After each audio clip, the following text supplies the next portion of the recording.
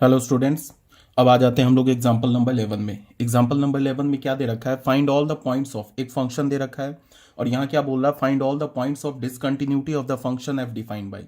इस फंक्शन के जितने भी पॉइंट्स ऑफ डिसकंटिन्यूटी है ना, ये हमें फाइंड आउट करना है।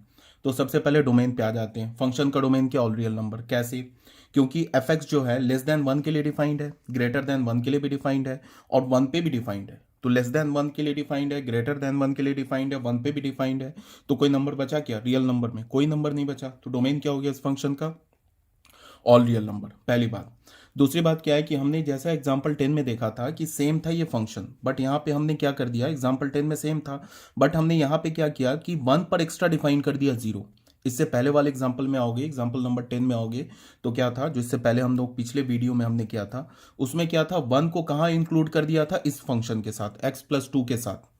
तो हमने क्या देखा था कि फंक्शन जो है लेस देन 1 के लिए क्या है? कंटिन्यूअस है, ग्रेटर देन 1 के लिए भी कंटिन्यूअस है। पिछले एग्जांपल की बात कर रहा हूँ, पिछले वीडियो में जाके देखो, एग्जांपल नंबर 10 की बात कर रहा हूँ। हमने क्या देखा था कि फंक्शन जो है लेस देन 1 के लिए क्या है? कंटिन्यूअस है, ग्रेटर देन 1 के लिए क्या है? कंटिन्यूअस है। सिर्फ प्रॉब्लम कहाँ थी एग्जाम्पल नंबर 10 में? कि 1 पे वो डिसकंटिन्यूअस था। तो सेम लाइन पे ये भी जो फंक्शन होगा लेस देन 1 के लिए कंटिन्यूअस होगा, ग्रेटर देन 1 के लिए कंटिन्यूअस होगा। प्रॉब्लम कहाँ रही है? जिस पॉइंट पर ये फंक्शन ब्रेक हो रहा है। किस पॉइंट पर ब्रेक हो रहा है? 1 पे। 1 पे क्या है? इसका वैल्यू 0। तो 1 के लिए चेक कर लेते हैं। तो 1 के लिए कैसे चेक करेंगे? 1 पे लेफ्ट हैंड लिमिट लेंगे, 1 पे राइट हैंड लिमिट लेंगे, फिर क्या करेंगे? 1 पे फंक्शनल वैल्यू लेंगे। तो इसके लिए हम लोग क्या करेंगे कि जैसे हमने लिया limit x is tending towards 1 minus f x. अगर हमने ऐसे लिया तो limit x is tending towards 1 minus left hand limit क्या होगा 1 पे? x+2। तो ये क्या हो जाएगा? x+2। मतलब कि अगर हमने x स्टैंडिंग टुवर्ड्स 1 माइनस, इसका मतलब क्या है कि हमें उस x को कंसीडर करना है जो कि 1 से छोटा है। तो 1 से छोटे के लिए फंक्शन क्या डिफाइंड है? x+2। तो यहाँ पे हमने फंक्शन डाल दिया। अब ये क्या हो गया? ये तो पॉलिनोमियल फंक्शन है। मैंने क्या बोला था कि पॉलिनोमियल फंक्शन में हम क्या करते हैं? सीधे लिमिट पुट कर देते हैं। तो इसका लिमिट क्या हो जाएगा? 1 माइनस पे 1+2 क्या हो जाएगा? ये 3। तो लेफ्ट हैंड लिमिट क्या मिला हमें फंक्शन का? 1 पे 3। अब राइट हैंड लिमिट लेते हैं, limit x is tending towards 1 plus f x. तो यहां पे हम क्या लिखेंगे? Limit x is tending towards 1 plus greater than 1 के लिए कौन सा फंक्शन डिफाइंड है? x-2। तो यहां क्या लिखते हैं? लिख लेंगे x-2। फिर ये पॉलिनोमियल फंक्शन है, लिमिट डायरेक्ट पुट कर देंगे। क्या हो जाएगा? 1-2 इज इक्वल्स टू -1। तो हमें यहां से क्या पता चला? क्या कंक्लूजन हमें मिला? कि limit x is tending towards 1 minus f x is not equals to limit x is tending towards 1 plus f x. Means क्या है कि left hand limit is not equals to right hand limit. इससे हमें क्या पता चला? Limit x is tending towards 1, मतलब 1 पर फंक्शन का लिमिट जो है वो डिफाइन नहीं है। तो फिर हमें फंक्शनल वैल्यू चेक करने की जरूरत ही नहीं है। मैंने क्या बोला था कि अगर कोई फंक्शन किसी पॉइंट पे कंटिन्यूअस होगा तो वो क्या होगा? उस पर left hand limit right hand limit equal होगा। लेफ्ट हैंड लिमिट और राइट हैंड लिमिट के इक्वल होने से क्या पता चला? कि फंक्शन जो होगा उस पॉइंट पर उसका लिमिटिंग वैल्यू एग्जिस्ट करेगा। ठीक है। और लिमिटिंग वैल्यू का वैल्यू जो उसका फंक्शन का लिमिट होगा ना उस पॉइंट पे, अगर उस पॉइंट पे जो फंक्शन का लिमिट है अगर वो उसके फंक्शनल वैल्यू के साथ कॉन्साइड कर जाए, मीन्स उस पॉइंट पर जो लिमिट है अगर वो वैल्यू और उस पॉइंट पर फंक्शनल वैल्यू सेम आ जाए तो फंक्शन क्या हो जाता है? कंटिन्यूअस हो जाता है। बट यहाँ तो लिमिट ही एग्जिस्ट नहीं किया, तो फंक्शनल वैल्यू की तो हमें जरूरत भी नहीं है। ऐसे फंक्शनल वैल्यू 1 पर क्या है? 0 है, वो भी इक्वल नहीं है, लिमिट ही एग्जिस्ट नहीं किया। तो हम लोग क्या बोलेंगे? This implies that function is not continuous at x is equal to 0। Not continuous at x is equals to 0। 0 पर फंक्शन क्या कंटिन्यूअस नहीं है। फिर हमने इससे पिछले एग्जांपल में देखा था लेस देन 1 के लिए कंटिन्यूअस था और ग्रेटर देन 1 के लिए कंटिन्यूअस था। ठीक है। यहाँ पे हमने क्या देखा कि 1 के लिए ये डिसकंटिन्यूअस है। क्या बोल रहा है? Find all the point of discontinuity. तो कितने पॉइंट्स ऑफ डिसकंटिन्यूटी मिले? सिर्फ एक ही पॉइंट ऑफ डिसकंटिन्यूटी मिला। वो क्या है? X is equal to 1, that is 1। तो हम लोग क्या लिखेंगे? The function have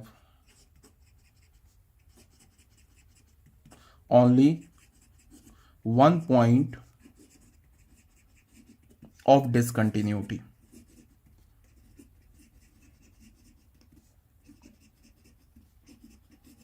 that is x is equals to 1। सिर्फ हमें एक ही पॉइंट ऑफ डिसकंटिन्यूटी मिला, x इज इक्वल टू 1। तो ये बच्चों हो गया हमारा एग्जाम्पल नंबर 12। अब हम लोग आ जाते हैं एग्जाम्पल नंबर, ये हो गया एग्जाम्पल नंबर 11, सॉरी। अब आ जाते हैं एग्जाम्पल नंबर 12 में।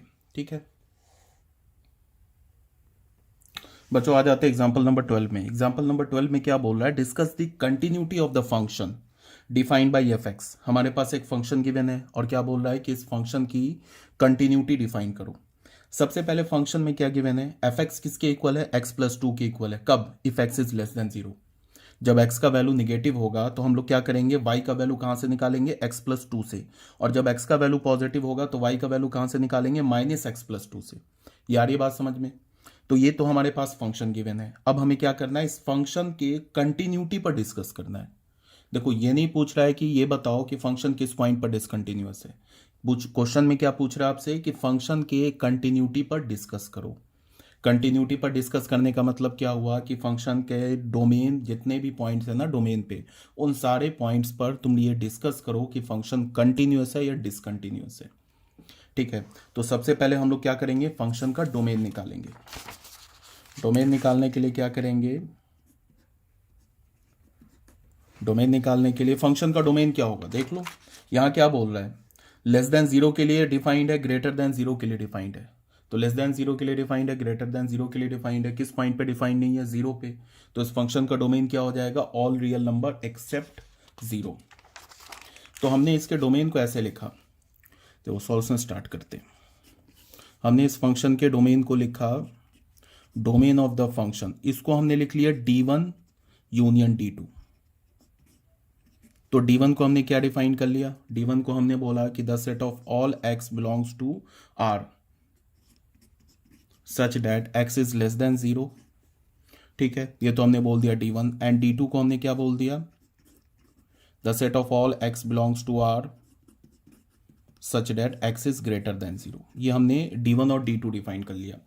ठीक है, ऐसे मतलब कर लिया हमने, D1 और D2 बोल दिया। मतलब D1 में क्या बोला कि सारे निगेटिव रियल नंबर्स आ गए, और D2 में हमने क्या बोल दिया, सारे पॉजिटिव रियल नंबर आ गए। अब यहाँ पे हम लोग दो केस बनाएंगे। पहले केस में क्या करेंगे कि D1 से कोई रैंडम एलिमेंट उठा लेंगे, ठीक है, और उसके बाद चेक करेंगे कि फंक्शन D1 पे कंटिन्यूअस है या नहीं है। फिर केस 2 में क्या करेंगे, D2 से फिर कोई रैंडम एलिमेंट उठा लेंगे, फिर उस पर चेक करेंगे।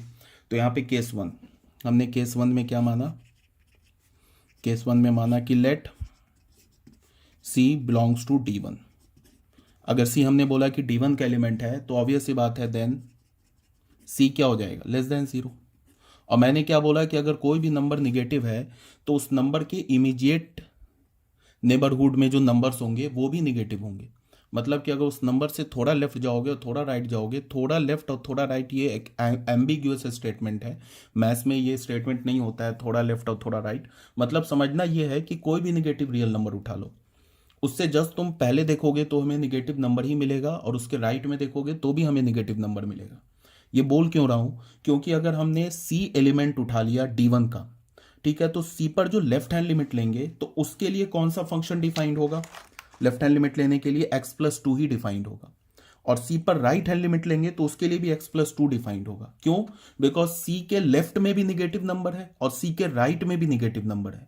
और यहाँ क्वेश्चन में फंक्शन में क्या दे रखा है कि निगेटिव नंबर के लिए देखो x is less than zero के लिए क्या डिफाइंड है, x प्लस टू। ऐसा नहीं करेंगे कि C में अगर C का हम लेफ्ट हैंड लिमिट निकालेंगे तो उसके लिए x प्लस टू ले लेंगे, और C पर अगर राइट हैंड लिमिट निकालेंगे तो उसके लिए माइनस एक्स प्लस टू ले लेंगे। ऐसा गड़बड़ हो जाएगा, बिकॉज C के लेफ्ट में भी निगेटिव नंबर है, C के राइट में भी निगेटिव नंबर है। हाँ, जीरो के लेफ्ट में निगेटिव नंबर है और जीरो के राइट में पॉजिटिव नंबर है। तो अगर जीरो पे हमें लिमिट निकालना होता ना, तो जीरो पर लिमिट निकालना होता तो लेफ्ट हैंड लिमिट, जीरो पे जो लेफ्ट हैंड लिमिट लेते उसके लिए x प्लस टू फंक्शन लेते, और जीरो पे जो राइट हैंड लिमिट लेते उसके लिए minus x plus to function लेते। ठीक है, बट हमने क्या लिया है, C बिलोंग्स टू D1, तो C क्या होगा हमारा निगेटिव। तो अगर मैंने लेफ्ट हैंड लिमिट लिया C पे, ऐसे left hand limit right hand limit की जरूरत नहीं है, बट फिर भी एक बार देख लो, हमने ऐसे बोल दिया। उसके बाद हमने क्या किया कि लिमिट लिया x is tending toward C minus. अगर C minus left hand limit लिया तो लेफ्ट हैंड लिमिट पे भी हमें क्या मिलेगा, x is tending toward C minus. Left hand limit के लिए भी क्या डिफाइंड है, x प्लस टू, तो ये क्या हो जाएगा C प्लस टू।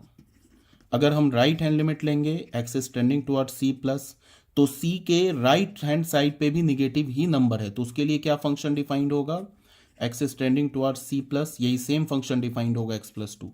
तो ये क्या हो जाएगा C प्लस टू। तो यहां से हमें क्या पता चला कि limit x is tending toward C minus f x is equals to limit x is tending towards C plus f x.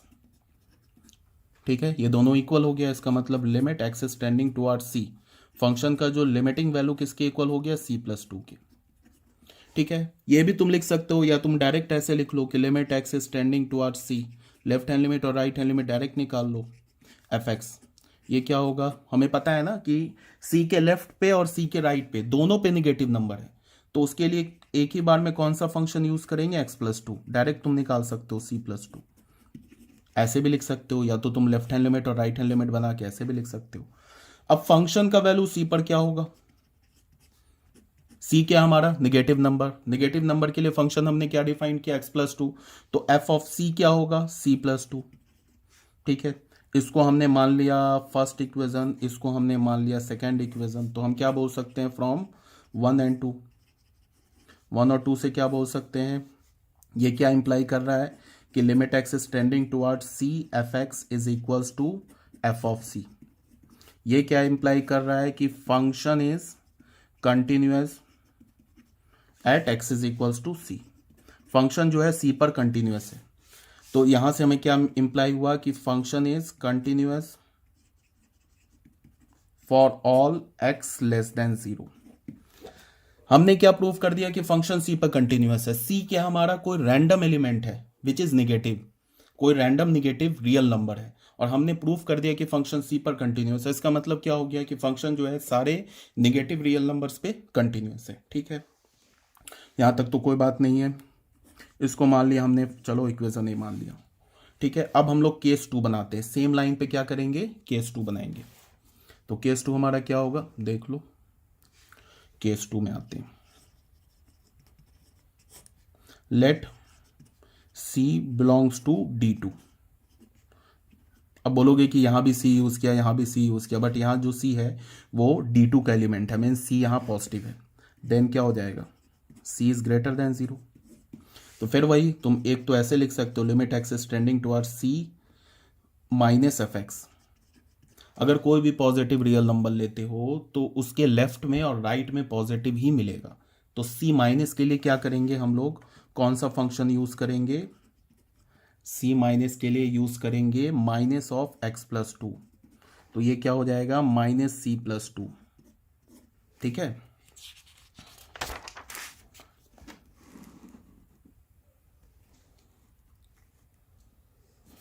ये हो गया हमारा बच्चों page number I think 19, page number 20, c minus हो गया। अब आ जाओ सी प्लस पे, limit x is tending towards C plus f x. सी पर अगर राइट हैंड लिमिट लेंगे तो क्या होगा, limit x is tending towards C plus f x, same मिलेगा minus x plus two, same function मिलेगा, तो ये क्या हो जाएगा, माइनस सी प्लस टू। तो यहां से हमें क्या पता चला कि limit x is tending towards C minus f x is equals to limit x is tending towards C plus f x is equals to minus C plus two. तो ये क्या इंप्लाई कर रहा है कि limit x is tending towards C f x is equals to minus C plus two. ठीक है, कोई दिक्कत नहीं है, इसको हमने थर्ड इक्वेशन मान लिया। ठीक है, अब F of C, F of C क्या होगा, सी पॉजिटिव है तो उसके लिए कौन सा फंक्शन डिफाइंड होगा, माइनस एक्स प्लस टू, तो एफ ऑफ सी क्या होगा, माइनस सी प्लस टू। इसको हमने फोर्थ मान लिया, तो क्या हो जाएगा, from 3 and 4 limit x is tending towards C f x is equals to f of c. ठीक है, दिस इंप्लाइज दैट क्या हो गया, यहाँ पे एक हमने इक्वेशन क्या माना था, एक्स इज कंटिन्यूअस। ठीक है, this implies that function is continuous at x is equals to c. ये क्या इंप्लाई करेगा, function is continuous for all x is greater than zero. ठीक है, फंक्शन क्या हो गया, कंटिन्यूअस हो गया सारे पॉजिटिव रियल नंबर पे, इसको हमने बी मान लिया। अच्छा, एक बात और बता दूं कि जैसे मैंने लेफ्ट हैंड लिमिट और राइट हैंड लिमिट अलग अलग निकाला, तुम चाहते तो डायरेक्ट भी निकाल लेते, क्यों, बिकॉज हमें लेफ्ट और राइट की जरूरत नहीं थी। अक्सर बच्चे क्या करते हैं, बच्चे अक्सर लेफ्ट हैंड लिमिट और राइट हैंड लिमिट निकालते हैं, उनको हमेशा ये कंफ्यूजन होता है कि लेफ्ट हैंड लिमिट कहाँ निकाले, लेफ्ट हैंड लिमिट और राइट हैंड लिमिट, या डायरेक्ट लिमिट कहाँ निकाले। तो लेफ्ट हैंड लिमिट और राइट हैंड लिमिट कब निकालते हैं, जिस पॉइंट पर फंक्शन अपने डोमेन को चेंज कर रहा हो, या अपने डोमेन को नहीं, अपने डेफिनेशन को चेंज कर रहा हो। तो सी प्लस पे फंक्शन अपने डेफिनेशन को चेंज नहीं कर रहा है, आ रही बात समझ में? या सी माइनस पे भी नहीं कर रहा अपने फंक्शन अपने डेफिनेशन को चेंज। क्यों? क्योंकि अगर हमने सी को पॉजिटिव बोला है ना, अगर हमने सी को पॉजिटिव बोला है तो इसका क्या मतलब हो गया कि कोई भी पॉजिटिव रियल नंबर के लेफ्ट में और राइट में दोनों में पॉजिटिव ही रियल नंबर है। तो सी माइनस पर अगर तुम मतलब लेफ्ट हैंड लिमिट निकालोगे उसके लिए भी, और राइट हैंड लिमिट निकालोगे उसके लिए भी सेम ही फंक्शन यूज होगा। लेफ्ट हैंड लिमिट और राइट हैंड लिमिट हम लोग जनरली कब निकालते हैं? जब लेफ्ट हैंड लिमिट के लिए कोई दूसरा फंक्शन यूज हो रहा हो, राइट हैंड लिमिट के लिए कोई दूसरा फंक्शन यूज हो रहा हो, तब हम लोग करते हैं। बट यहाँ तो सेम है, बट फिर भी मैंने कर दिया ऐसे करके ना। तुम डायरेक्ट भी यूज कर सकते थे, डायरेक्ट लिखते यहाँ पे ऐसे करके। चलो यहाँ पे मैं बता दे रहा हूँ। डायरेक्ट तुम क्या लिखते हैं कि limit x is tending towards C f x is equals to limit x is tending towards c, और एफ एक्स का सीधे वैल्यू क्या डालते हैं? Minus x plus two. तो ये क्या हो जाता है? माइनस सी प्लस टू। तो भी आंसर हमारा करेक्ट होता है। यहाँ पे हमने क्या किया? डायरेक्ट लिमिट निकाल लिया, क्योंकि हमें पता है कि सी के लेफ्ट में और राइट में एक ही फंक्शन यूज हो रहा है, तो डायरेक्ट लिमिट निकाल लिया। ऐसे भी कर सकते हो थोड़ा सॉल्यूशन को बड़ा बनाने के लिए, ठीक है। अगर मान लो ये क्वेश्चन अगर 6 मार्क्स का आ जाए या 4 मार्क्स का आ जाए तो इतने स्टेप्स लिख सकते हो, ठीक है। अब फ्रॉम ए एंड बी, ए और बी से हमें क्या पता चला? फ्रॉम ए एंड बी, ए और बी से क्या पता चला? यहां हमने क्या बोल दिया? Function is continuous for all x greater than 0, और यहां हमने क्या बोल दिया? Function is continuous for all x less than 0। This implies that function is continuous in D1 union D2, और D1 यूनियन D2 को हमने क्या बोला? Domain of the function. तो फंक्शन क्या हो गया? अपने डोमेन पे कंटिन्यूअस हो गया। तो क्या मैं इसे कंटिन्यूअस फंक्शन बोलूंगा? तो बिल्कुल बोलूंगा। क्यों? फंक्शन अपने डोमेन पर कंटिन्यूअस है। फंक्शन का डोमेन क्या है? फंक्शन का डोमेन है all real number less than 0 greater than 0, मतलब सारे निगेटिव रियल नंबर, सारे पॉजिटिव रियल नंबर। एक बार हम लोग चेक कर लेते हैं फंक्शन का लिमिट 0 पे। अब कोई बच्चा ये बोलेगा कि 0 पे लिमिट कैसे चेक कर सकते हैं फंक्शन का? 0 देखो फंक्शन के डोमेन में नहीं है, 0 जो है फंक्शन के डोमेन में नहीं है। बट हम लोग क्या कर सकते हैं? फंक्शन का लिमिट 0 पे चेक कर सकते हैं। ये मैंने कई बार बोला है कि फंक्शन के फंक्शनल वैल्यू का और फंक्शन का लिमिट का, इसका आपस में कोई लेना देना नहीं है। भले ही 0 फंक्शन के डोमेन में नहीं हो, बट 0 पर हम लिमिट जरूर चेक कर सकते हैं। क्यों? बिकॉज 0 के लेफ्ट हैंड साइड पे और 0 के राइट हैंड साइड पे फंक्शन डिफाइंड है। अगर 0 के लेफ्ट हैंड साइड पे फंक्शन डिफाइन नहीं होता तो 0 पर हम राइट हैंड लिमिट चेक कर लेते। अगर 0 पे अगर मान लो कि राइट हैंड साइड पे फंक्शन डिफाइन नहीं होता तो फिर हम 0 पे लेफ्ट हैंड लिमिट चेक कर सकते थे। बट यहाँ तो 0 के लेफ्ट पे और 0 के राइट दोनों पे क्या है? हमारा फंक्शन का लिमिट डिफाइंड है। फंक्शन का वैल्यू डिफाइंड डोमेन है ना 0 के लेफ्ट और राइट में, तो हम क्या कर सकते हैं? फंक्शन का लिमिट चेक कर सकते हैं 0 के लेफ्ट में भी और 0 के राइट में भी। ऐसे जरूरत नहीं है इस क्वेश्चन में, बट फिर भी मैं तुम्हें करके दिखा रहा हूँ। चलो पहले इस क्वेश्चन को ना हम लोग कंप्लीट कर लेते हैं। तो इसको क्या अगर मैं बोलूंगा कि एक कंटिन्यूअस फंक्शन है तो बिल्कुल कंटिन्यूअस फंक्शन है। क्यों? बिकॉज अपने डोमेन पे क्या है ये? पूरे अपने डोमेन पे कंटिन्यूअस है। तो यहां हम लोग क्या बोलेंगे कि function is continuous for all x belongs to domain of f. This implies that f is a continuous function. हमने इसे क्या बोल दिया कि f हमारा क्या है? कंटिन्यूअस फंक्शन है। क्यों? बिकॉज डोमेन पे कंटिन्यूअस है। इसे हम डिसकंटिन्यूअस फंक्शन नहीं बोल सकते, ठीक है। इसके बाद आते हैं फंक्शन का, ये हमारा क्वेश्चन कंप्लीट हो गया, सॉल्यूशन कंप्लीट हो गया। बोल रहे हैं ना कि फंक्शन के कंटिन्यूटी पे डिस्कस करो, तो हमने कर दिया। हमने बोल दिया कि फंक्शन जो हमारा एक कंटिन्यूअस फंक्शन है, ठीक है। अब आते हैं 0 पर लिमिट चेक करते हैं। मान लो कि अगर मैंने बोला इस फंक्शन का लिमिट देखो x is tending towards 0 minus f x, left hand limit निकाला 0 पर, तो क्या होगा? Limit x is tending towards 0 minus left hand, 0 के लेफ्ट हैंड साइड में जाओगे तो क्या होगा? निगेटिव नंबर होगा। निगेटिव नंबर के लिए क्या हमारा फंक्शन डिफाइंड है? x प्लस 2, तो लेफ्ट हैंड लिमिट क्या मिला इसका? 2, यहाँ 0 पुट कर देंगे। अब अगर हमने राइट हैंड लिमिट निकाला 0 प्लस पर, तो ये क्या हो जाएगा? Limit x is tending towards 0 plus, 0 plus के लिए कौन सा फंक्शन डिफाइंड है? माइनस एक्स प्लस 2, तो ये क्या मिल गया? यहाँ 0 पुट कर देंगे तो 2। तो देखो 0 पर लिमिट एग्जिस्ट कर गया।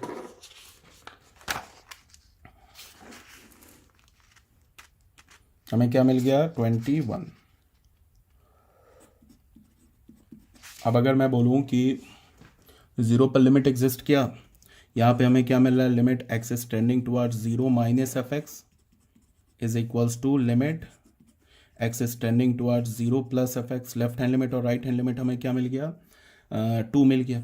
इससे हमें क्या पता चला है कि limit x is tending towards 0 f x exist, ये एग्जिस्ट कर गया और किसके इक्वल हो गया, 2 के। यहाँ तक कोई प्रॉब्लम नहीं है।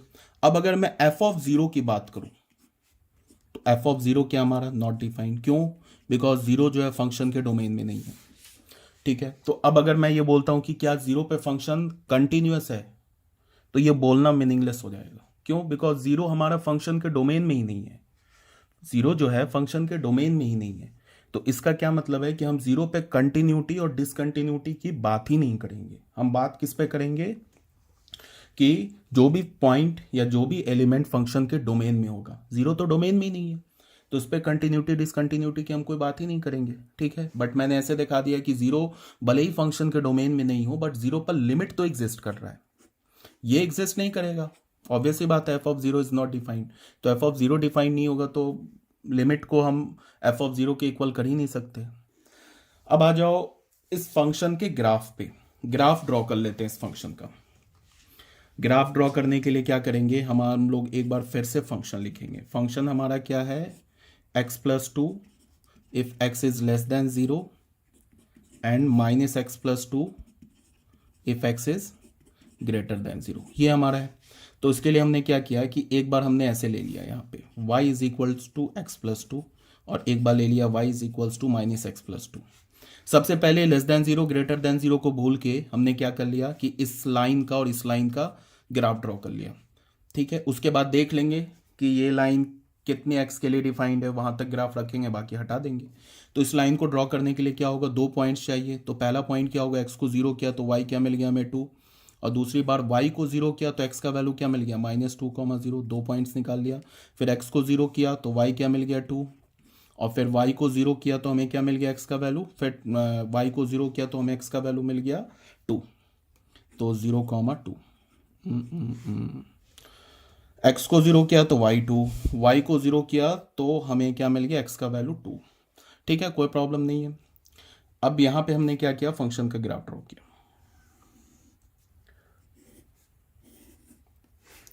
इस पॉइंट को हमने क्या बोल दिया, -2,0। इस पॉइंट को हमने क्या बोल दिया, 2,0, और यहां पे हमने क्या बोल दिया, 0,2। ये 3 पॉइंट ही है ना, -2,0, 0,2। तो पहला क्या कर्व जो y is equal to x plus 2 कहाँ से क्रॉस कर रहा है, 0,2 से लेके -2,0। ये 0,2, ये लाइन ऐसे जाएगा। अगर हम पूरे रियल नंबर की बात कर रहे हैं, ड्रॉ करते हैं, तो ये लाइन कहाँ से जाएगा, ऐसे,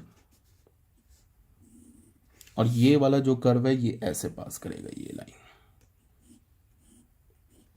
ठीक है, अभी हमने x पर कोई रिस्ट्रिक्शन नहीं डाला है, अभी तो हमने ऐसे कर्व ड्रॉ कर लिया। अब आते हैं कि ये जो x प्लस 2 0 पर फंक्शन डिफाइंड है क्या, तो नहीं है बिल्कुल। तो सबसे पहले 0 के क्रॉसपॉन्डिंग कर्व पर हमने ऐसे होल कर दिया। ठीक है, उसके बाद ये वाला कर्व क्या है हमारा, y is equals to x plus 2, और ये लाइन क्या हमारा, y is equals to minus x plus 2।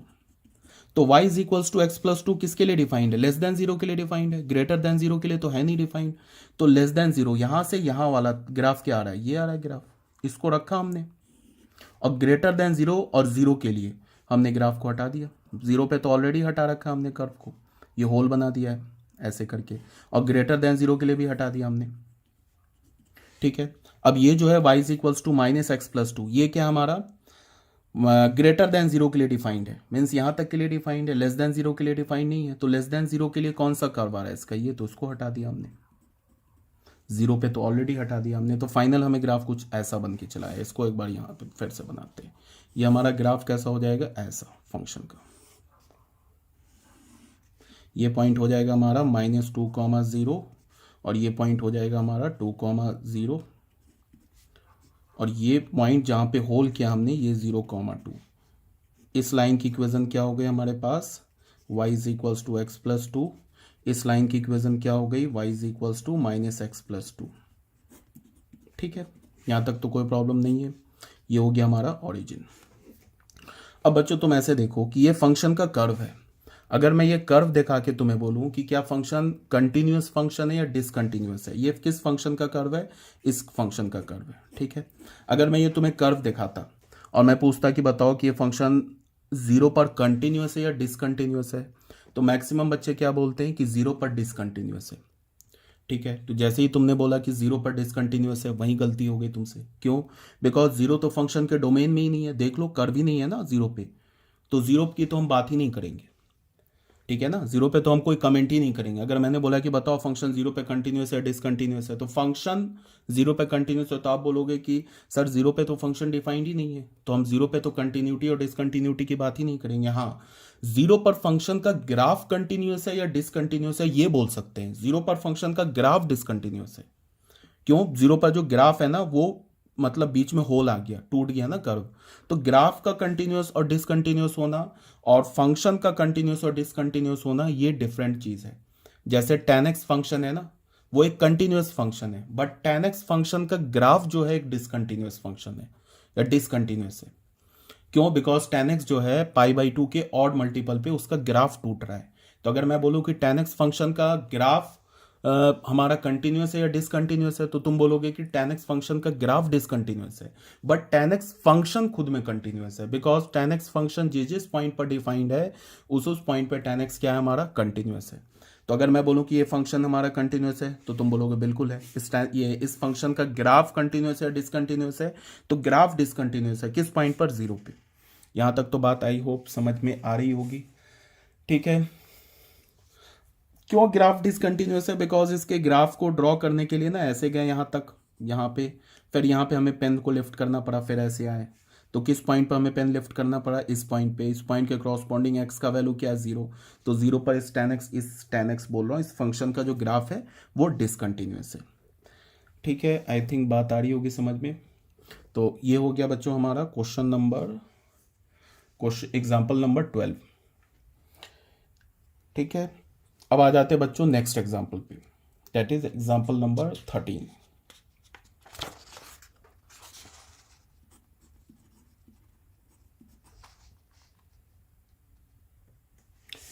ठीक है बच्चों, अब क्वेश्चन एग्जाम्पल नंबर 13 में क्या दे रखा है? Discuss the continuity of the function F given by. ये हमारे पास फंक्शन है, इसके कंटिन्यूटी पे हमें क्या करना है? डिस्कस करना है। तो फंक्शन क्या गिवन है? एफ एक्स किसके इक्वल है? वाई के। मीन्स एफ एक्स क्या होता है? वाई। तो वाई किसके इक्वल है? एक्स के। कब? जब एक्स या तो पॉजिटिव होगा या तो जीरो के इक्वल होगा। फिर वाई किसके इक्वल है? एक्स स्क्वायर के। कब? When x is negative. तो सबसे पहले हम लोग क्या करते हैं? इस फंक्शन का डोमेन लिख लेते हैं। इसके डोमेन को हम लोग तीन पार्ट्स में डिवाइड कर लेते हैं। पहला बोल देते हैं व्हेन एक्स इज नेगेटिव, फिर क्या बोलते हैं? व्हेन एक्स इज पॉजिटिव, फिर क्या बोलेंगे? When x is equals to zero. Function का डोमेन है, ऑब्वियस सी बात है, ऑल रियल नंबर है, क्योंकि फंक्शन सारे नेगेटिव नंबर के लिए डिफाइंड है, सारे पॉजिटिव नंबर के लिए डिफाइंड है और जीरो पे भी डिफाइंड है। तो डोमेन क्या हो गया? All real number. तो इसके डोमेन को हम लोग तीन पार्ट्स में डिवाइड करते हैं। डोमेन ऑफ एफ क्या बोला हमने? D1 union D2 union D3। तो D1 को हमने क्या बोल दिया? The set of all x belongs to R such that x is less than zero. हमने D2 क्या बोल दिया? The set of all x belongs to R such that x is greater than zero. और D3 क्या बचा? सिर्फ एक point, zero. अब हम लोग तीन केस बनाएंगे, एक बार D1 पे चेक करेंगे, एक बार D2 पर चेक करेंगे, एक बार D3 पे। उसके बाद फिर हम लोग फंक्शन के कंटिन्यूटी पे डिस्कस करेंगे। उसके बाद फाइनली फंक्शन का ग्राफ ड्रॉ कर लेंगे। या फिर एक काम करते हैं, पहले ना फंक्शन के ग्राफ को ही ड्रॉ करते हैं, ठीक है। तो ग्राफ कैसे ड्रॉ करेंगे? एक तो जैसे y इज इक्वल्स टू हमारे पास एक्स स्क्वायर का ग्राफ कैसा होता है? y is equals to x square का ग्राफ ऐसा होता है, ये पता होगा सबको। स्क्वायर फंक्शन बोलते हैं, रिलेशन एंड फंक्शन टॉपिक में पढ़ा होगा। फिर y is equals to x का कर्व कैसा होता है? इसे हम क्या बोलते हैं? आइडेंटिटी फंक्शन बोलते हैं, ऐसा होता है ना। ये हमारा y is equals to x का कर्व है। तो ये वाला कर्व कहाँ किसके लिए हम लोग लेंगे? कहाँ से कहाँ तक डोमेन के लिए लेंगे? माइनस इन्फिनिटी से लेके जीरो तक, ठीक है। माइनस इन्फिनिटी से जीरो के बीच में ये कर्व लेंगे और सारे पॉजिटिव रियल नंबर के लिए ये कर्व लेंगे। तो फाइनल इस फंक्शन का ग्राफ क्या होगा? ग्राफ ऑफ एफ एक्स क्या होगा? अगर मैं फंक्शन के ग्राफ की बात करूं तो सारे नेगेटिव नंबर्स के लिए क्या लेंगे, y is equals to x square. तो y is equals to x square का ग्राफ क्या है, नेगेटिव के लिए पोर्शन है, तो ऐसे ले लिया हमने। और जीरो पर क्या है वैल्यू, जीरो पर जीरो है, इसका मतलब जीरो पर जीरो ये पॉइंट आ गया। उसके बाद सारे नेगेटिव के लिए हमने ऐसे ले लिया कर्व। उसके बाद सारे पॉजिटिव रियल नंबर के लिए क्या गिवन है, सारे पॉजिटिव के लिए y is equals to x है, तो ये कर्व होगी ऐसे।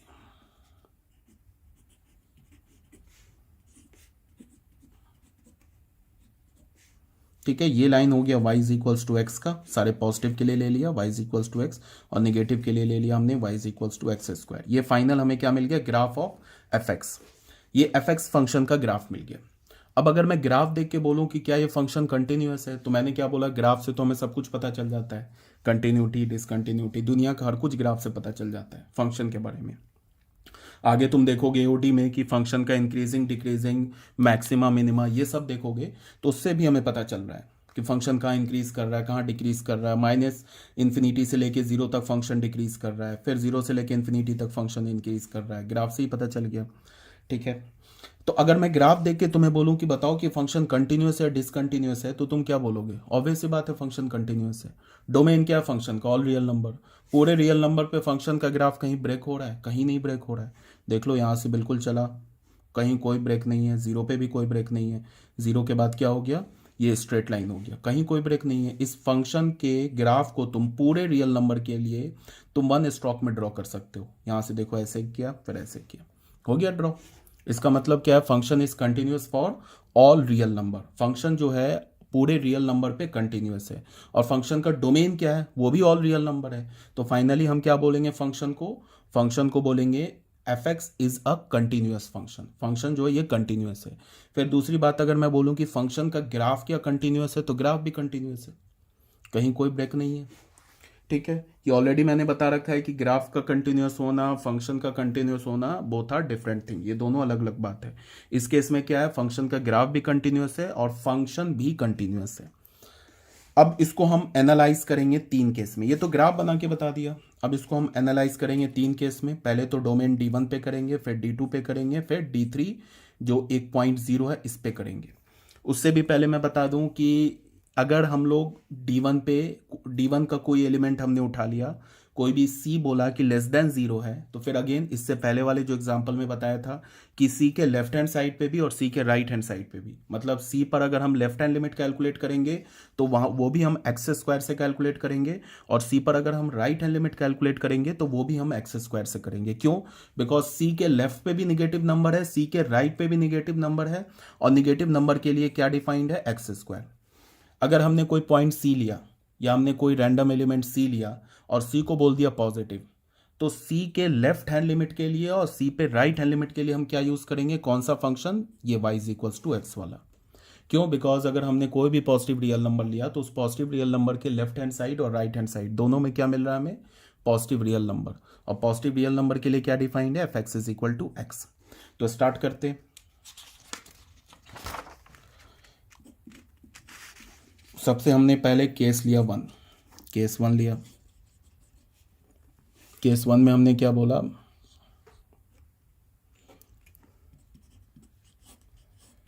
हमने बोला कि if C belongs to D1, C अगर हमारा D1 का है, देन C क्या होगा, less than zero, negative real number होगा। अब चाहो तो तुम डायरेक्ट ऐसे लिख लो, limit x is tending toward C f x. Negative real number के लिए क्या डिफाइंड है भाई, नेगेटिव रियल नंबर के लिए डिफाइंड एक्स स्क्वायर, तो x बिलोंग्स टू C, यहाँ क्या लिखेंगे, एक्स स्क्वायर। तो ये क्या हो जाएगा, पॉलिनोमियल है, डायरेक्ट पुट कर देंगे C स्क्वायर। ठीक है, या तो फिर तुम ऐसे भी लिख सकते हो, limit x is tending toward C minus, but इसकी जरूरत है नहीं, ऐसे लिख लो, limit x is tending toward C minus. Left hand limit के लिए भी क्या यूज होगा, x square which is equals to C square. फिर तुम लिख लो limit x is tending toward C plus, C पर राइट हैंड लिमिट के लिए भी क्या यूज होगा, limit x is tending toward C plus, क्या यूज होगा, एक्स स्क्वायर। ठीक है, ऐसे लिख लिया। फिर यहाँ से क्या बोला, इसे फर्स्ट इक्वेशन बोल दिया, इसे सेकेंड इक्वेशन बोल दिया। लिखना चाहते हो तो ऐसे लिख सकते हो, फ्रॉम वन एंड टू क्या मिला, limit x is tending towards C minus f x is equals to limit x is tending towards C plus f x. Is equals to c square. तो left hand limit right hand limit exist कर गया, तो हम क्या बोलेंगे, limit x is tending towards C f x is equals to c square. चाहो तो ये लिख सकते हो यहाँ से यहाँ तक, चाहो तो एक सिंपल एक लाइन से भी हमारा काम चल जाएगा। ठीक है, तो ये तो हो गया हमारा।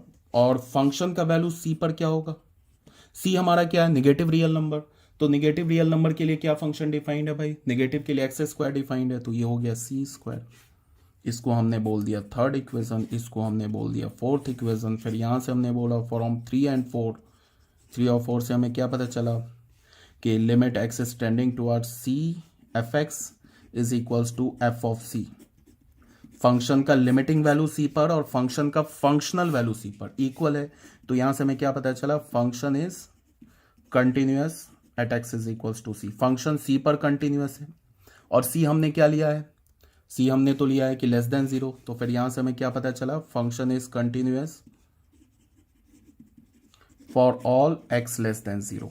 तो फिर यहां से हमें क्या पता चला, function is continuous in D1।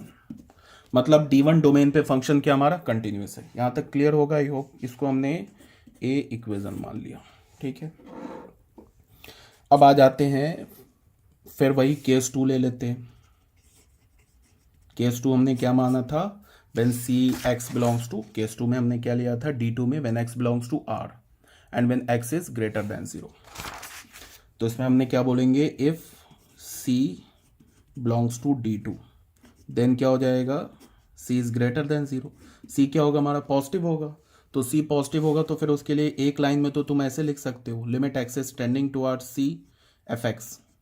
हमें पता है ना कि पॉजिटिव रियल नंबर के लेफ्ट और राइट दोनों पॉजिटिव मिलेगा, तो इसका मतलब C के लेफ्ट हैंड लिमिट और C के राइट हैंड लिमिट को अलग से कैलकुलेट करने की जरूरत ही नहीं है।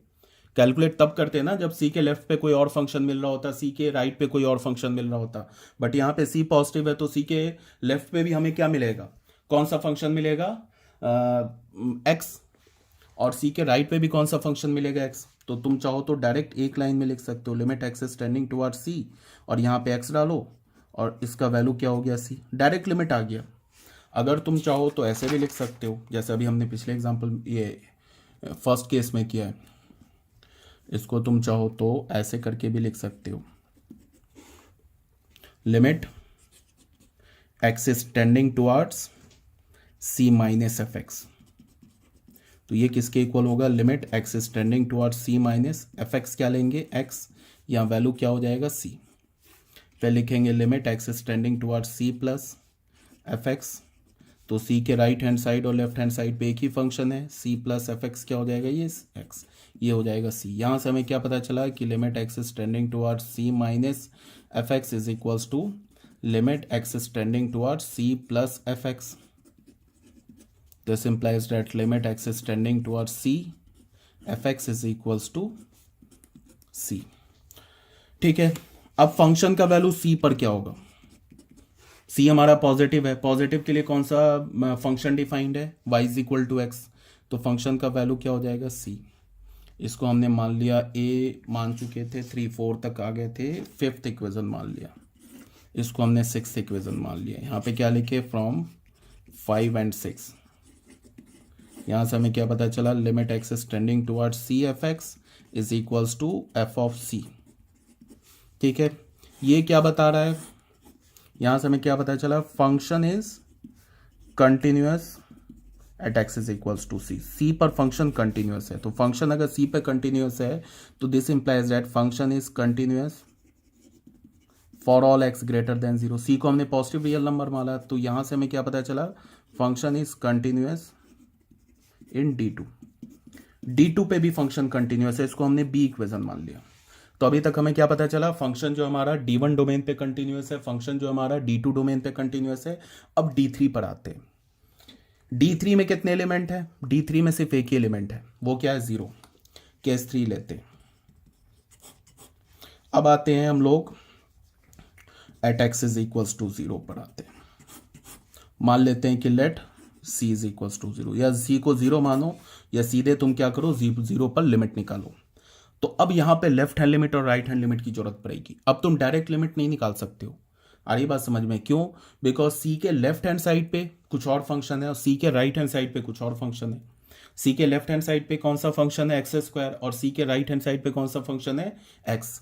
तो यहाँ हमें लेफ्ट हैंड लिमिट और राइट हैंड लिमिट की जरूरत पड़ेगी। अगर मैंने बोला ना 0 माइनस एफ एक्स, तो निगेटिव रियल नंबर होगा। सी के अगर हम लोग 0 के लेफ्ट हैंड साइड में जाएंगे तो निगेटिव रियल नंबर होगा। 0 माइनस निगेटिव रियल नंबर के लिए क्या डिफाइंड है? निगेटिव रियल नंबर के लिए देख लो एक्स स्क्वायर डिफाइंड है। देख लो निगेटिव रियल नंबर के लिए एक्स स्क्वायर डिफाइंड है, तो यहाँ क्या लिखेंगे हम लोग? X square. ठीक है, अब ये तो पॉलिनोमियल फंक्शन है, सीधे लिमिट पुट कर देंगे तो 0 स्क्वायर इज 0। अब सी पर अगर हम लोग या मीन 0 पर राइट हैंड लिमिट निकालेंगे तो 0 के राइट हैंड लिमिट के लिए क्या डिफाइंड है?